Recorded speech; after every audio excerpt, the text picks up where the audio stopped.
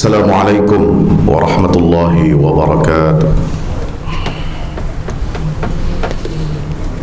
Alhamdulillahi wahdah, sadaqa wa'dah, wa nasara 'abdah, wa a'azza jundahu, wa hazama al-ahzaba wahdah. Asyhadu an la ilaha illallah wahdahu la syarika lah, wa asyhadu anna sayyidana wa nabiyyana wa maulana Muhammadan abdullahi wa rasuluhu la nabiyya ba'dah. Allahumma salli wa sallim wa barik alaihi wa ala alihi wa ashabihi wa man tabi'ahum bi ihsanin ila yaumil qiyamah. Usi nafsi wa iyyakum bi taqwallah. Ittaqullaha haqqa tuqatih. Ittaqullaha haqqa tuqatih wa la tamutunna illa wa antum muslimun. Hadirin ma'asyiral muslimin, jamaah Jumat yang insyaallah mudah-mudahan kita semua senantiasa dirahmati oleh Allah Subhanahu wa taala. Bersyukur kita kehadirat Allah Subhanahu wa taala karena sampai hari ini, detik ini, kita masih senantiasa mendapatkan karunia-karunia yang tidak terhingga, nikmat yang tidak terhitung jumlahnya. Senantiasa kita mendapatkan kebaikan-kebaikan dari Allah Subhanahu wa taala. Karena memang tujuan Allah menciptakan kita adalah Dia senantiasa ingin memberikan kasih sayangnya kepada makhluk. Walidzalika khalaqahum. Illa man syaa rabbuk walidzalika khalaqahum, kata Allah. Hanya orang yang mendapatkan rahmat kasih sayang Allah Subhanahu wa taala berarti dialah yang mendapatkan tujuan penciptaannya dari Allah Subhanahu wa taala, selain untuk kita beribadah kepada Allah Jalla Jalaluh. Maka mari senantiasa kita basahi bibir kita dengan hamdalah, dengan rasa syukur kepada Allah. Terutama rasa syukur itu lebih kita tingkatkan, lebih kita lipat gandakan, karena kita mendapatkan karunia yang paling besar dari Allah Subhanahu wa taala, yaitu dengan diutusnya baginda Rasulullah Muhammad sallallahu alaihi wasallam ke tengah kita untuk menjadi contoh suri tauladan dalam seluruh aspek kehidupan kita.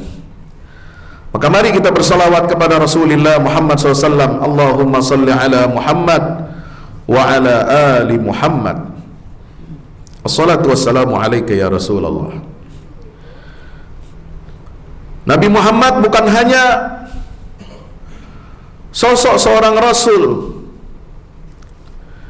Risalahnya bukan hanya berisikan panduan spiritual atau panduan beragama secara rigid, tetapi Rasulullah Muhammad SAW sebagai Nabi akhir zaman, sebagai penutup para Rasul, risalahnya sebagai penutup seluruh risalah yang dibawa oleh para Nabi dan Rasul, adalah merupakan sosok yang mencerminkan seluruh watak, karakter, dan kepribadian semua Nabi dan Rasul yang diutus oleh Allah Ta'ala.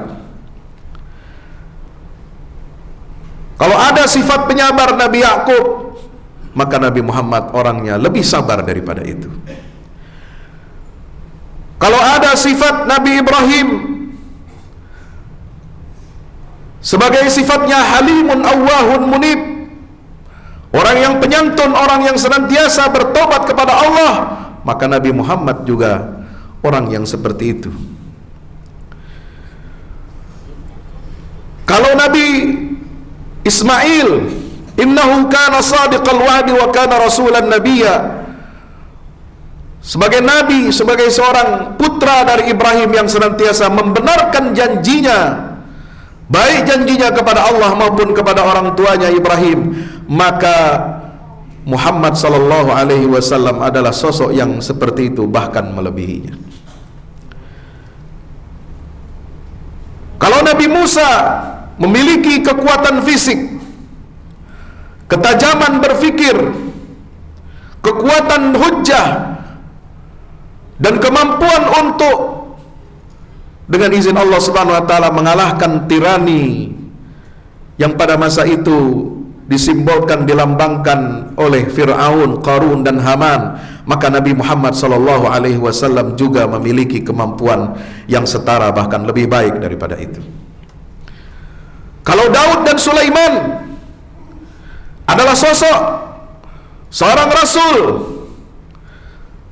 sebagai penguasa, sebagai raja, sebagai pemimpin negara, pemimpin pemerintahan yang arif, yang bijaksana, yang santun, yang penyabar, yang senantiasa takut kepada Allah Subhanahu wa taala, senantiasa menegakkan keadilan, maka Muhammad sallallahu alaihi wasallam menghimpun seluruh kepribadian dan karakter itu dalam dirinya, sehingga Nabi bukan hanya seorang rasul yang ahli ibadah. Muhammad bukan hanya seorang ahli pendakwah yang menyampaikan khutbah dengan retorikanya yang memukau, yang diberikan oleh Allah jawami'ul kalim, kata-kata yang sangat menyentuh dan merasuk ke dalam hati setiap pendengarnya. Muhammad sallallahu alaihi wasallam bukan hanya seorang yang ahli salat, ahli puasa, ahli zakat, ahli ibadah, bukan hanya berakhlakul karimah, yang santun, yang pemalu, yang pemaaf, tetapi beliau adalah juga sebagai qadhi, sebagai hakim yang menegakkan keadilan. Dia juga sebagai panglima, pemimpin tertinggi angkatan perang. Beliau juga sebagai kepala negara. Beliau juga sebagai pemimpin umat dari dunia sampai akhirat. Dan sunnah Rasul itu bukan hanya masalah yang terkait dengan ibadah, atau lebih jauh lagi sedikit pernikahan. Kita sering mendengar hadis Nabi SAW selalu disampaikan, an-nikahu sunnati faman raghiba an sunnati falaysa minni. Nikah itu adalah sunnahku, siapa yang enggan menolak sunnahku maka dia bukan bagian dari aku. Sallu kama ra'aitumuni usalli, dalam solat kita selalu mencontoh gerak-gerik ucapan daripada yang dicontohkan oleh Rasulullah sallallahu alaihi wasallam. Demikian pula dalam manasik haji dan umrah, khudhu anni manasikakum. Tapi yang disebut dengan sunnah Nabi adalah seluruh aktivitas, seluruh perilaku Nabi SAW dalam seluruh aspek kehidupan. Maka kita bisa mengatakan, walaupun ini bukan hadis, at-tijaratu sunnati, karena Nabi juga pedagang, maka dagang itu adalah sunnahku, kata. Sunnah Nabi pedagang itu. Karena Nabi 27 tahun menggeluti dunia bisnis, dunia dagang sebelum beliau diangkat sebagai Rasul. Nabi sebagai Rasul itu hanya 23 tahun, Pak. Tapi beliau sebagai bisnismen, sebagai pedagang yang ulung, pedagang yang jujur, pedagang yang amanah, 27 tahun lebih lama dari karir beliau sebagai Rasul. Sebagaimana pertanian juga sunnah Nabi. Kalau Rasulullah SAW sering memberikan sabda, arahan, petunjuk kepada para sahabatnya, siapa yang ada di tangannya satu butir tumbuh-tumbuhan dan tahu besok akan datang hari kiamat, maka segeralah tanam butir tumbuhan, biji tumbuhan itu sebelum datangnya hari kiamat. Nabi suka bertani, Nabi suka berdagang, Nabi mendorong seluruh aktivitas kehidupan. Untuk apa? Agar seluruh kehidupan ini diisi dengan nilai-nilai rabbaniyah, nilai-nilai yang datang dari Allah Subhanahu wa ta'ala. Maka jadilah saudara pedagang yang baik sebagaimana mencontoh Rasulullah. Jadilah saudara petani yang baik sebagaimana mencontoh Rasulullah, jadi ibadah. Jadilah saudara sebagai industriawan, baik kecil, menengah maupun besar, Tapi yang jujur, yang baik mencontoh Nabi SAW. Jadilah Anda sebagai pemimpin, wakil rakyat, sebagai politisi, sebagai kepala negara, kepala daerah, tapi mencontoh Nabi kita Muhammad SAW, maka itu semua akan menjadi ladang amal soleh bagi kita, insya Allah. Maka Allah Subhanahu wa ta'ala menyatakan, fama utitum min syai'in famata'ul hayatid dunya, dalam surah Asy-Syura 36. Apapun kenikmatan yang diberikan kepada kamu, itu semua adalah kesenangan hidup di dunia semata-mata. Kita bekerja, beraktivitas, menggeluti profesi kita di dunia ini, bukan tujuan akhir, saudara. Itu hanya sebagai aksesoris tambahan kita. Itu hanya tempat singgah kita di dunia ini, bukan tujuan akhir kita untuk jadi bisnismen, bukan tujuan akhir kita menjadi pemimpin politik, bukan tujuan akhir kita menjadi pedagang yang sukses, menjadi petani yang berhasil, menjadi nelayan yang kaya raya. Tidak. Tapi kita harus ingat tujuan hidup kita. Wa ma 'indallahi khairun wa abqa lil ladzina amanu wa 'ala rabbihim yatawakkalun. Kita harus mengejar keridhaan Allah. Sebab apa yang ada di sisi Allah, keridhaannya, surganya, nikmat yang terbesar nanti di hari kiamat ketika kita akan berjumpa melihat langsung Allah Subhanahu wa ta'ala di dalam surga. Itulah kata Allah Subhanahu wa ta'ala, khairun wa abqa, lebih baik dan lebih kekal. Nikmat yang demikian itu lebih baik dan lebih kekal. Kita boleh mencari nikmat di dunia, silahkan. Mencari nafkah, silahkan. Karena memang orang Islam harus kaya, harus berdaya, harus berdaulat, harus kuat ekonominya, kuat pendidikannya, kuat solidaritas sosialnya, kuat jejaring politiknya. Jangan sampai kita menjadi budak bangsa asing. Jangan sampai kita didikte oleh sekelompok segelintir orang yang kita semua tahu datanya. Hanya 4% penduduk republik ini tetapi menguasai lebih dari 60% ekonomi nasional kita. Apakah kita mau menjadi seperti itu nasibnya? Terus menerus seperti itu. Hanya dapat kue remah-remahan setiap pemilu, saudara, terima uang. Tidak ada gunanya uang itu. 100.000, 200.000 untuk apa? Disuruh memilih orang yang tidak benar, disuruh memilih partai yang tidak benar, yang tidak pernah memperjuangkan aspirasi Islam, yang jauh dari norma nilai agama Allah Subhanahu wa ta'ala. Saudara bisa menggadaikan saudara punya suara hanya untuk kepentingan dunia yang sesat. Fama utitum min syai'in famata'ul hayatid dunya, itu pun kecil, gak ada artinya. Maka kita harus memilih apa yang ada di sisi Allah. Wa ma indallahi khairun wa abqa. Tetapi pilihan yang ada di sisi Allah itu memang berat. Dia bisa menjadi lebih baik dan lebih kekal buat siapa? Lilladzina amanu wa 'ala rabbihim yatawakkalun. Hanya orang beriman yang bisa memiliki orientasi hidup seperti ini. Hanya orang-orang yang bertawakal kepada Rabb-nya, kepada Rabb mereka. Mereka yang bisa membeli orientasi hidup seperti itu. Yang ketiga, buat siapa? Nikmat Allah yang kekal dan abadi itu. Walladzina yajtanibuna kaba'iral itsmi wal fawahisha wa idza ma ghadibu hum yaghfirun. Di surat Asy-Syura ayat berikutnya 37. Nikmat yang abadi dan kekal itu hanya diberikan oleh Allah buat orang-orang yang menjauhi dosa-dosa besar dan perbuatan keji. Kita sebagai umat Rasulullah harus introspeksi, harus malu kepada diri kita sendiri. Sudah sesuaikah kita menjadi umat Rasulullah? Apakah kita bisa menjadi orang yang dibanggakan oleh Rasulullah sementara kita masih mendekati, masih melakukan perbuatan-perbuatan dosa-dosa besar, bahkan mempromosikan dosa-dosa besar itu, melakukan perbuatan keji, dipertontonkan. Tidakkah kita malu menjadi umat Rasulullah sallallahu alaihi wasallam? Maka ini yang ketiga, sifat yang ketiga harus kita tanamkan dalam diri kita. Pertama, kita harus punya iman kepada Allah.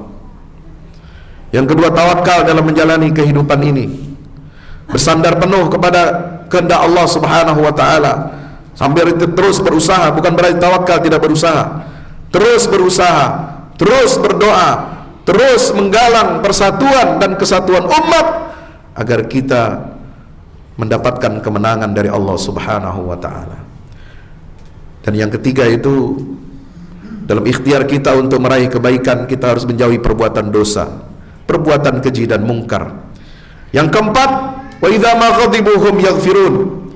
Apabila kita emosi, kita harus segera memberi maaf kepada orang yang menyebabkan kemarahan kita. Tidak ada sedikit pun dendam dalam diri kita. Senantiasa sifat pemaaf. Sebagaimana Nabi SAW memaafkan musuh-musuhnya, memaafkan para penentangnya yang selama 20 tahun menentang dakwah Rasulullah SAW. Tapi ketika Fathu Makkah di tahun ke-8 Hijriyah, Nabi membebaskan kota Makkah, lalu kemudian beliau dengan penuh sifat pemaaf. Inilah seorang negarawan yang sejati. Dia memaafkan semua para penentang-penentangnya. Idhabu fa antumut tulaqa. Pergi kalian dengan aman, kalian bebas, merdeka hari ini. Tidak ada pertumpahan darah. Tidak ada. Nabi perintahkan pasukannya untuk memiting itu orang yang memusuhinya. Jamaah yang dirahmati Allah Subhanahu wa taala, padahal Rasulullah mampu untuk memerintahkan itu, memberi instruksi itu. Dia berada di atas puncak kekuasaannya, karir politiknya. Seluruh Jazirah Arab sudah tunduk kepada kekuasaan politiknya Muhammad sallallahu alaihi wasallam. Militer, ekonomi, sosial, politik semua ada di genggaman tangannya, tapi tidak pernah digunakan oleh beliau sallallahu alaihi wasallam. Manusia yang paling agung dan paling mulia yang kita mengharapkan syafaatnya nanti di yaumil qiyamah ini. Berikutnya sifat di dalam surah Asy-Syura itu adalah walladzina istajabu li rabbihim wa aqamus shalah. Kita harus menjadi umat yang senantiasa mematuhi seruan Allah, mendirikan salat 5 waktu, wa amruhum syura bainahum, dan perkara di antara urusan kita ini harus diputuskan dengan musyawarah. Wa mimma razaqnahum yunfiqun, dan menginfakkan sebagian dari rezeki yang telah dianugerahkan oleh Allah Subhanahu wa taala kepada kita. Ini luar biasa ajaran Islam ini. Al-Quran dalam hanya 1, 2, 3 ayat memberikan arahan, memberikan instruksi yang jelas. Pointer-pointernya itu jelas kepada kita untuk membangun masyarakat madani, membangun masyarakat utama, membangun negeri yang baldatun thayyibatun wa rabbun ghafur. Sudah jelas pointers-pointersnya dalam ayat ini, saudara. Jangan lupakan sholat, jangan tinggalkan agama, karena agama ini adalah sendi kehidupan kita, pondasi hidup kita. Tidak ada kita bisa hidup dalam ekonomi, dalam politik, dalam sosial, dalam kehidupan berbudaya kita yang tidak bisa melibatkan agama. Agama itulah dasar dari semua sendi-sendi kehidupan kita dalam berbangsa dan bernegara. Dan musyawarah, ini musyawarah ya, jangan hanya di atas kertas. Pancasila ditulis sila keempatnya, kerakyatan yang dipimpin oleh hikmah kebijaksanaan dalam permusyawaratan dan perwakilan. Permusyawaratan lebih tinggi daripada perwakilan. Maka jangan kita kerdilkan, kita kecilkan, kita bonsai negara ini hanya menjadi milik partai saja. Ini adalah negara milik seluruh rakyat. Rakyat yang berdaulat, bukan partai yang berdaulat, saudara.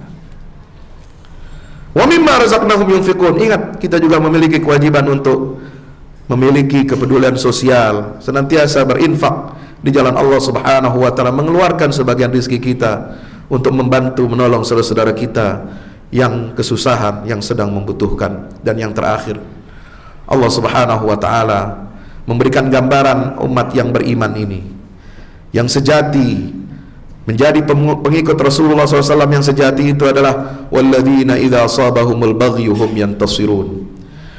Kebaikan yang kekal itu adalah bagi orang-orang yang apabila mereka diperlakukan dengan zalim, mereka membela diri. Kata al-baghyu dalam Al-Quran, kezaliman itu diulang 3 kali dalam Al-Quran. Ada di surat Al-A'raf ayat 33, qul innama harrama rabbukumul fawahish ma zahara minha wa ma batan wal ithma wal baghi innallaha ya'muru bil adli wal ihsan. Di surah An-Nahl 97, wa yanha 'anil fahsya'i wal munkari wal baghi, yang sering dibaca oleh khatib di akhir khutbahnya. Dan yang ketiga di surat Asy-Syura ini ayat 39. Itulah rincian bagaimana dosa itu diklasifikasi. Dosa perbuatan melanggar syariat yang berkaitan dengan hak Allah disebut al-ithm. Itu dosa kepada Allah kita, melanggar hak-haknya Allah. Syirik, tidak sholat, tidak zakat, tidak puasa, tidak haji, umrah, itu ithm namanya. Kalau perbuatan dosa melanggar aturan Allah berkaitan dengan hak-hak sesama manusia, pelanggaran terhadap hak-hak manusia, itu disebutnya sebagai apa? Fahsya wal munkar. Perbuatan keji, berzina, mencuri, minum minuman keras, mengadu domba, memfitnah, homoseksual, dan seterusnya dan seterusnya. Itu fahsya wal munkar. Dan yang ketiga adalah, kalau tadi hanya berdampak kepada sektor yang kecil, tapi ada perbuatan dosa yang melanggar syariat Allah yang memberikan dampak yang sangat besar kepada seluruh masyarakat, yaitu perbuatan zalim, kezaliman ekonomi, kezaliman politik, kezaliman dalam kebijakan, itu yang disebut dengan al-baghi. Maka di sini Allah Ta'ala mengingatkan kepada kita membentuk karakter masyarakat yang beriman, bertakwa kepada Allah. Kalau Anda diperlakukan secara zalim, hak-hak Anda dicabut, hak Anda dilanggar, bukan dilanggar oleh teman, tetangga, bukan. Ini dilanggar oleh kekuatan besar, kekuatan politik, kekuatan ekonomi. Maka ciri orang beriman adalah hum yantasirun, mereka harus bisa membela dirinya. Barakallahu li wa lakum fil Qur'anil azim wa nafa'ani wa iyyakum bima fihi minal ayati wa dzikril hakim. Aqulu qawli hadza fastaghfiru innahu huwal ghafurur rahim. Alhamdulillahilladzi bi ni'matihi tatimmu shalihat.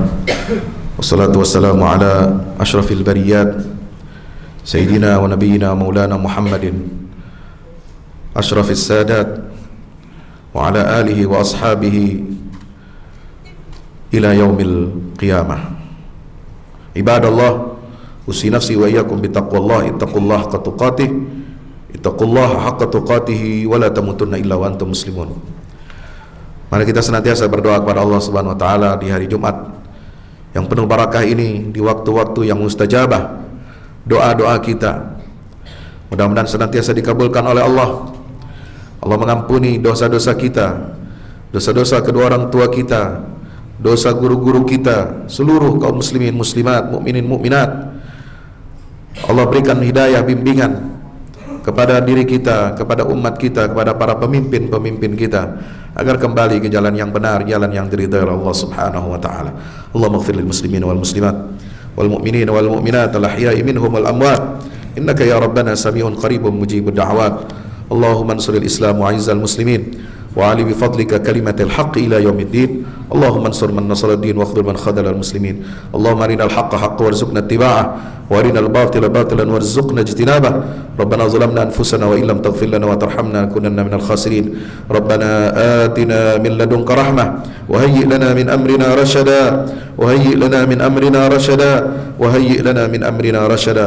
ربنا آتنا في الدنيا حسنة وفي الآخرة حسنة وقنا عذاب النار وادخلنا الجنة مع الأبرار يا عزيز يا غفار يا رب العالمين. وصلى الله على نبينا محمد وعلى آله وصحبه وسلم والحمد لله رب العالمين وأقم الصلاة.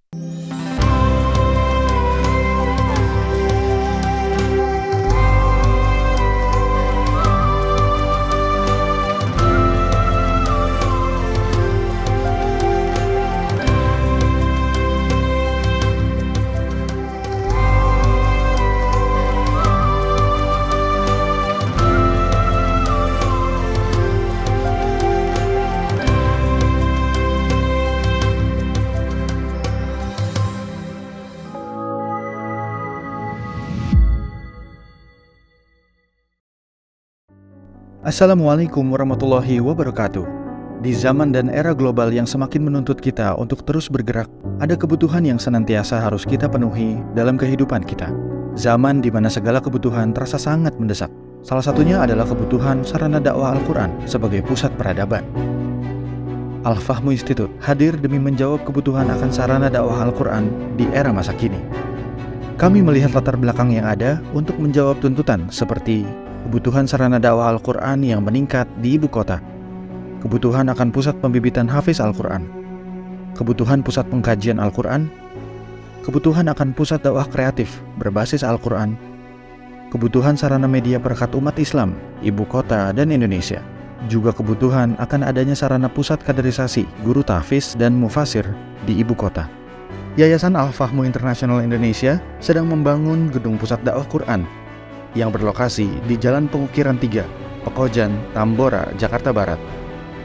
Gedung pusat dakwah Quran ini insya Allah akan menjawab tantangan dan kebutuhan akan sarana dakwah Al-Quran yang ada, seperti yang digagas oleh Direktur Al-Fahmu Institute, Kiai Haji Fahmi Salim MA, yaitu tugas peradaban kita semua adalah untuk berperan dalam menerjemahkan cetak biru peradaban, yaitu Al-Quran, dalam dunia nyata. Kami mengajak jamaah semua untuk ikut dalam perdagangan yang tidak merugi ini, sebagaimana yang disampaikan dalam Al-Quran Surat Fatir ayat 29-30, yang artinya, sesungguhnya orang-orang yang selalu membaca kitab Allah dan mendirikan sholat dan menafkahkan sebahagian dari rezeki yang kami anugerahkan kepada mereka dengan diam-diam atau terang-terangan, mereka itu mengharapkan perniagaan yang tidak akan merugi, agar Allah menyempurnakan kepada mereka pahala mereka dan menambah kepada mereka dari karunia-Nya. Sesungguhnya Allah Maha Pengampun lagi Maha Mensyukuri. Gedung Pusat Dakwah Quran Al-Fahmu Institute terdiri dari 4 lantai, di mana di lantai 1 terdapat Masjid Quran Mulia, dan di setiap lantainya insya Allah diperuntukkan demi berlangsungnya tugas mulia dalam perjuangan dakwah Al-Quran.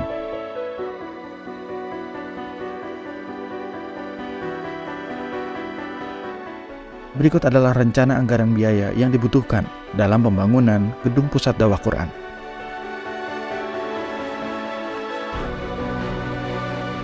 Dalam kesempatan yang mulia ini, kami mengajak jamaah semua untuk ikut dalam gerakan sedekah Lailatul Qadar di setiap malam ganjil di bulan Ramadan. Salurkan melalui nomor rekening berikut ini.